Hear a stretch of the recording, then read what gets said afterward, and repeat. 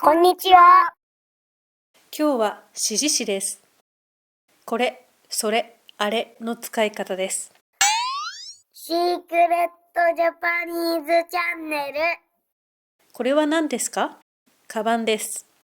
これは一つのものを指す言い方です。これはカバンです。これは忍者が持っているカバンのことです。これは英語で this のことで、話している自分の近くにあるものです。英語で this bag、このカバンということもできます。これは単体で使えますが、このカバンのように、このの後ろに物の名前などが来ます。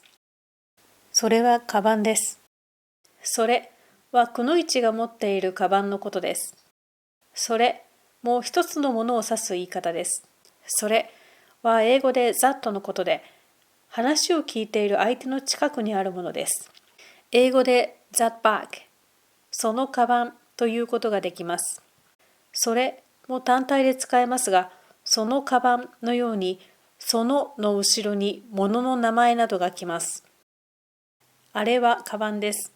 あれは忍者からもくのいちからも離れたところにあるカバンです。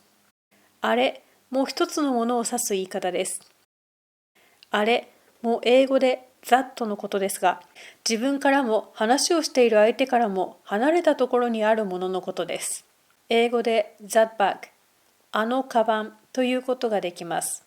あれも単体で使えますが、あのカバンのように、あのの後ろに物の名前などが来ます。こ、そ、あの3つの中から選んで言いましょう。忍者に聞いてみましょう。それは何ですか？カバンです。わかりましたか？それは何ですか？